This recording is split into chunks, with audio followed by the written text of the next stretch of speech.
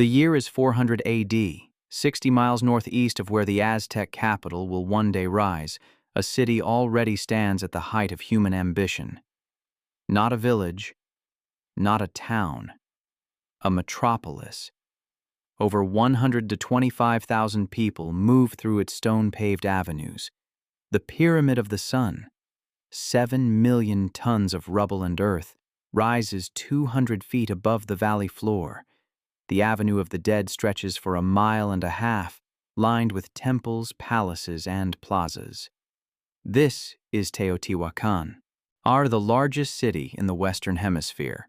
Yet to every civilization surrounding it, its true name remains unknown. Its founders have left no decipherable writing, no named kings, no origin story. A great power, anonymous in its own greatness.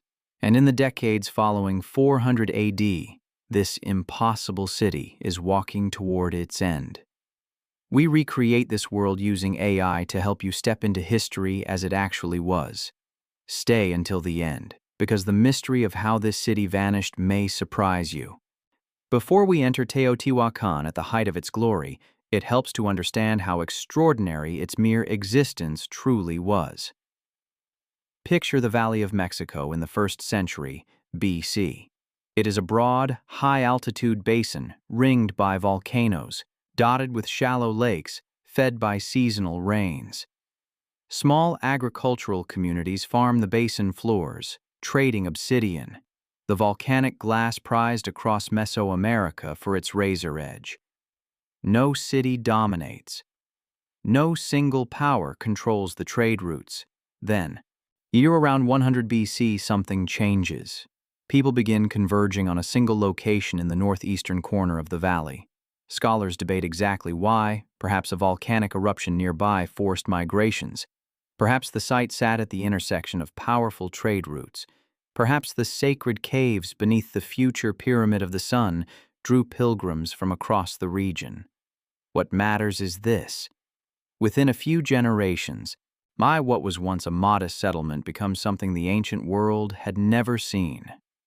By 1 AD, construction begins on the Pyramid of the Sun. Imagine being a worker in that era, hauling stones and fill material, layer by layer, season after season, watching the structure grow taller than anything your grandparents could have imagined. At its completion, the pyramid covers nearly the same footprint as the Great Pyramid of Giza. It is not coincidence, it is ambition, made stone. Let's begin by understanding the city's layout, because it tells us everything about how the Teotihuacanos thought about the world. The Avenue of the Dead runs almost perfectly north-south, aligned to the setting of the Pleiades star cluster, a constellation deeply sacred in Mesoamerican cosmology. All major structures are oriented to this axis. The city was not built around human convenience. It was built around the cosmos. Walking northward along the Avenue of the Dead in 400 AD, you would pass hundreds of apartment compounds on either side, each housing between 60 and 100 people, organized around inner courtyards open to the sky. These were not slums. Their floors reveal polished plaster, painted murals in vivid reds, blues, and greens, and evidence of specialized craftwork in obsidian, pottery, and shell. Teotihuacan's residents lived with a standard of urban organization that would not reappear in the Americas for centuries. And at the far northern end of the avenue stands the Pyramid of the Moon, smaller than the Sun Pyramid but positioned higher on the hillside, creating an optical illusion. Both summits appear level from the avenue below. This was deliberate. Whoever designed this city understood perspective, proportion, and visual drama on an architectural scale. And at the center, the Ciudadela, a vast sunken plaza large enough to hold the entire city's population at once. Inside it, at the Temple of the Feathered Serpent, its facades carved with the interlocked heads of Quetzalcoatl and a storm deity, painted in brilliant color. This is where power was performed, where ritual connected the human world to the divine. By 400 AD, Teotihuacan has been functioning for over 3 centuries. It is not young, it is not fragile. It is, in every measurable sense, the engine of the ancient Americas. To understand what happens to Teotihuacan, we must first understand what made it the center of a world. At this time, 400 AD, the city's influence stretches in every direction across Mesoamerica. Think about what that means on the ground. A merchant from Oaxaca, 400 miles to the south, walks the Avenue of the Dead past temples he recognizes, because images of Teotihuacan's gods have been adopted into his own city's religious life. A trader from Veracruz on the Gulf Coast brings cacao and exotic feathers to the great market, a sprawling commercial exchange that drew buyers and sellers in the tens of thousands. Goods from both coasts of Mexico, from Guatemala, from as far north as New Mexico have been found here. This city did not merely trade with the world, it organized it. From here, we need to look at who actually ran this place, because this is where the mystery begins. Other great cities of the ancient world leave us names. Rome gives us emperors carved in marble. Egypt gives us pharaohs in painted hieroglyphs. The Maya inscribed their kings' deeds on stone monuments in intricate script. Teotihuacan gives us almost nothing comparable. No deciphered royal inscriptions, no confirmed king lists, no monuments celebrating a single ruler's military victories. What the city does leave us is imagery, and it is strange. The murals that cover the walls of its apartment, compounds, and palaces do not celebrate war or conquest in the way other Mesoamerican cultures do. They show processions of priests, figures in elaborate costume, and above all, rain and fertility imagery. The great goggle-eyed figure scholars call Tlaloc, the storm god, appears everywhere. Water flows from his hands, crops grow from his body. It is as if the entire city's symbolic vocabulary is oriented not toward a king, but toward cosmic forces. Some scholars have proposed that Teotihuacan was governed not by a single ruler, but by a council. Multiple powerful lineages sharing authority, each controlling a quadrant of the city, each managing their own networks of craft production and long-distance trade. It is a radical idea for a city of this scale, but the physical evidence supports it. No single palace dominates the cityscape the way a pharaoh's or emperor's residence would. Power here may have been distributed in ways that ancient Mesoamerica rarely repeated. But the city was not without violence. Beneath the Temple of the Feathered Serpent, over 200 human burials were discovered, many of them warriors bound at the wrists, sacrificed at the time of the temple's dedication around 200 AD. The victims came from many places. Some were almost certainly foreign captives. Others may have been Teotihuacanos themselves. Whatever council or power structure governed this city, it did not shy away from ritual killing on a massive scale when the cosmological moment demanded it. By 400 AD, the temple has stood for 2 centuries. The sacrifices are long past, but the memory of what that building cost in human life surely lived on, in the priests who maintained its rituals, in the families who passed down stories, in the carvings of feathered serpents that still stare from its facades. It helps to picture the daily rhythm of this city in the early 400s. Dawn comes to the valley. Smoke rises from thousands of apartment compound hearths as families prepare the first meal, tortillas cooked on clay griddles, beans, chili, occasionally the meat of a turkey or dog. Children run through interior courtyards. Craftsmen begin work, one compound producing obsidian blades, another making ceramic figurines, another crafting the lustrous orange-ware pottery that Teotihuacan exports across Mesoamerica. The city is humming. And yet, beneath this rhythm, forces are gathering that will, within the space of 2 centuries, reduce all of this to ruins. Imagine being a senior priest in Teotihuacan around 450 AD. You have spent your life in service to the storm god, to the feathered serpent, to the cosmic order your city embodies. You have watched the avenue of the dead at dawn, when the first light catches the pyramid of the sun and the stone turns gold. You have presided over ceremonies in the Ciudadela before crowds of thousands. Your world is eternal. It has always been here. It will always be here. You would be wrong. The decline of Teotihuacan does not arrive as a single catastrophe. It builds slowly across generations, a series of stresses compounding on each other until the structure holding everything together finally gives way. Starting around 450 AD, signs of strain begin to appear. The rate of new construction slows. Some apartment compounds show signs of overcrowding, more people squeezed into spaces designed for fewer. The quality of certain craft goods declines. These are subtle signals, the kind that no one living through them would necessarily recognize as the beginning of the end. But they are there. At this time, the world surrounding Teotihuacan is also shifting. The city had built its power partly on controlling the distribution of obsidian, specifically the rich deposits at Pachuca to the north, whose distinctive green-tinted obsidian is found at sites across Mesoamerica wherever Teotihuacan's influence reached.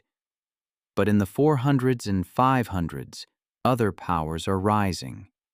In Oaxaca, Monte Alban absorbed Teotihuacan influence while resisting its domination. To the southeast, the great Maya cities of Tikal and Copan are developing their own elite networks that increasingly bypass Teotihuacan's intermediary role. The web of dependency that fed this city's grandeur is developing alternative threads. From here, we step into what may be the most dramatic event in Teotihuacan's long history, and one of the most debated. At some point between approximately 550 and 650 AD, the city's central ceremonial core is deliberately burned. Think about what that means. Someone, or many people, set fire to the temples and palaces along the Avenue of the Dead. The Ciudadela shows evidence of intense burning. The great compound of the Feathered Serpent Temple is damaged. Critically, the burning appears to have been selective. The apartment compounds of ordinary residents show far less evidence of fire than the elite ceremonial precinct. Prestige goods and ritual objects show signs of deliberate destruction. For this pattern, targeted destruction of elite spaces while leaving residential areas relatively intact has led many scholars to a striking conclusion. This was not an external conquest. This was an internal uprising. I can't help but picture what those days must have looked like. The city's population had been living under whatever system of control the ruling elite maintained for centuries. The sacrifices beneath the Feathered Serpent Temple had taken place 200 years earlier, but the priestly and administrative class that demanded them had never fully loosened its grip. Perhaps resources had grown scarce. Perhaps the growing gap between the elite compounds near the avenue and the increasingly overcrowded apartment neighborhoods had reached a breaking point. Perhaps a drought, and there is evidence of climatic stress in this period, had shattered the ruling class's claim to control the rain. Whatever the specific trigger, the fire changed everything. The Great Pyramids were not destroyed, they were too massive, but the temple superstructures atop them were. The palaces were gutted. The murals were torn from walls. The administrative apparatus of a city that had functioned for 6 centuries was dismantled, possibly in a matter of days. And then, perhaps most remarkable of all, many people stayed. Teotihuacan did not empty overnight. But evidence suggests a population in the tens of thousands continued to inhabit the city for another century and more after the burning. They lived among the ruins of the great ceremonial center, building smaller structures atop the rubble of the palaces, continuing to produce craft goods, continuing to trade. The city's skeleton endured even as its governing soul had been destroyed. But the great engine had stopped. No new pyramids rose. No new temples were dedicated. The Avenue of the Dead, which had once channeled the devotional energy of a civilization, fell quiet. And the long process of abandonment, gradual, uneven, stretching across generations, had begun. By 650 AD, the population had fallen, by some estimates, to perhaps 30 or 40,000. The workshops that had supplied obsidian blades across a continent were producing at a fraction of their former output. The trade networks that had made this city the hub of the ancient Americas were reorganizing around new centers. Teotihuacan, the city that named itself after the gods, was becoming a ghost of itself. What had once been the most powerful city in the Western Hemisphere now became something entirely different. A sacred ruin. The immediate aftermath of the burning was not silence. In the late 600s and into the 700s, smaller communities persisted within the city's old boundaries, people who had nowhere else to go, or who felt bound to a place their ancestors had built over centuries. They adapted. They built smaller. They cleared rubble and repurposed old materials.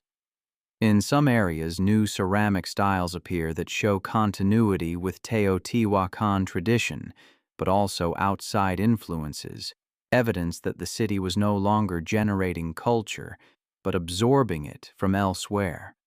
The political vacuum created by Teotihuacan's collapse was immense. For centuries, this single city had organized trade, religion, and political authority across a vast region. Now that organizing force was gone, what followed was an explosion of diversity. Across central Mexico, regional powers began to assert themselves independently. New cities rose. Xochicalco absorbed Teotihuacan refugees and incorporated elements of its architectural style while developing its own distinct identity. Cholula, to the east, grew rapidly and constructed its own enormous pyramid, a structure that would eventually surpass even the Pyramid of the Sun in total volume. At this time, the Maya world to the southeast was also experiencing its own upheavals, partly connected to Teotihuacan's collapse, partly driven by internal pressures. The long period of relative stability that Teotihuacan's dominance had helped impose on Mesoamerican power dynamics was over. The ancient world was reorganizing itself from the ground up. For the people who lived through this transition in the city itself, the experience must have been disorienting in ways difficult to imagine. Your grandparents had lived in a functioning metropolis of 100,000 people. Your parents had seen the burning. You live among ruins that were, within living memory, centers of divine power. The pyramids still stand.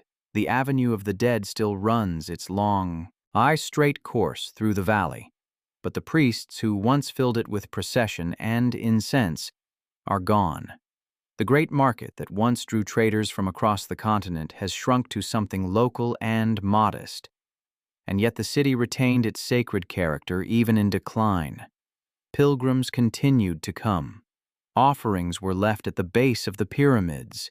The Teotihuacanos had built so powerfully, so permanently, that even after their civilization's collapse, so the stones themselves commanded reverence. In later centuries, the Aztecs would look at these pyramids and, not knowing who built them, attribute their construction to the gods themselves. They named the city Teotihuacan, the place where men become gods, a name that acknowledged the scale of what had been achieved here, even as the builder's identity was lost to memory. By 750 AD, Teotihuacan is no longer a functioning city in any meaningful sense. The last significant population clusters within its old boundaries are thinning. The great apartment compounds that once housed hundreds of families stand partly roofed, partly open to the sky, occupied by small groups who moved through rooms that had once been filled with the noise of urban life. But the pyramids endure. The Avenue of the Dead endures. The stones endure. In the centuries following the final abandonment, new peoples moved through the Valley of Mexico. Toltec migrants, then Chichimec groups, then the small wandering band who would call themselves the Mexica and whom the world would later know as the Aztecs. Each encountered Teotihuacan's ruins. Each was overwhelmed. The Toltecs, who built their own great city at Tula in the 800s and 900s, incorporated Teotihuacan imagery into their own religious vocabulary. The Aztecs, who arrived in the valley in the 1200s and eventually built Tenochtitlan, made regular pilgrimage to the old city. The Aztec rulers came here to perform rituals. Aztec priests came to collect sacred objects from the rubble. Teotihuacan masks and figurines have been found buried in the Templo Mayor of Tenochtitlan, treated as holy relics of a divine civilization. When the Aztecs looked at the Pyramid of the Sun, they believed it had been built not by human hands, but by the gods who created the current age of the world. They believed the sun and moon themselves had been born here, are hurled into the sky from these very platforms. Think about what that meant. A city so vast, so perfectly constructed, so perfectly aligned with the heavens, built by people who left no written record the later civilizations could read, became, in the Aztec imagination, the literal birthplace of the cosmos. The anonymity that makes Teotihuacan so puzzling made it, to the Aztecs, unmistakably divine. Only gods could have built this. Only gods could have left without a trace. And so, as the 700s give way to the 800s and the 800s to the 900s, the pyramids stand. Seasons pass over them. Rains fall on the Pyramid of the Sun, on the Avenue of the Dead, on the ruined palaces of whoever once governed this impossible place. The stones remember nothing. They simply endure, waiting, as they have always waited, for the world to come and ask its questions.